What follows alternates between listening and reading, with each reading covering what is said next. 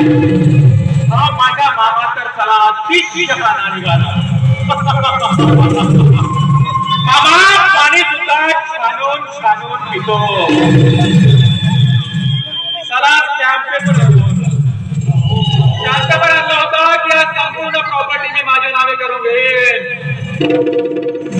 लिहून घेणार श्रीमान उत्तम बँकर, लिहून घेणार श्रीमान मनोहर देशकर.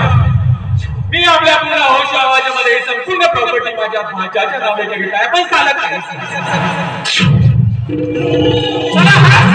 आज काही हरकत नाही. आणि ती रचना सोबत लग्न करायसाठी मी वाट पाहते. वाट ती रचना आपल्या कॉलेजच्या एका मुलावर प्रेम करते. पण नाही रचना नाही. हा उत्तम बँकर आहे. उत्तम बँकर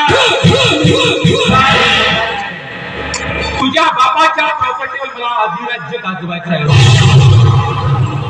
आणि ते अधिराज्य गाजवायसाठी त्या प्रॉपर्टीचा सम्राट व्हायसाठी मला तुझ्याशी लग्न करणं बंधनकारक आहे. म्हणून तू माझी बायको होणार म्हणजे होणार. मामा देशकर, एक गोष्ट लक्षात ठेवायचं. मी तुझ्या जावई होणार म्हणजे होणार.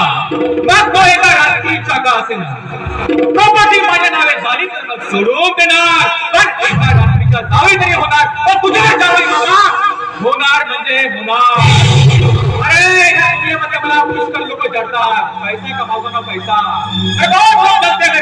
मुझे कोई फर्क नहीं पड़ता.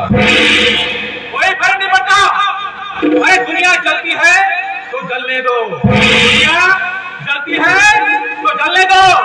बुझाना मेरा काम है. और तुमको जलाकर राख कर दूंगा.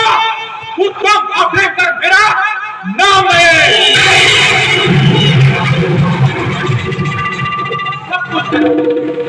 सब कुछ करना.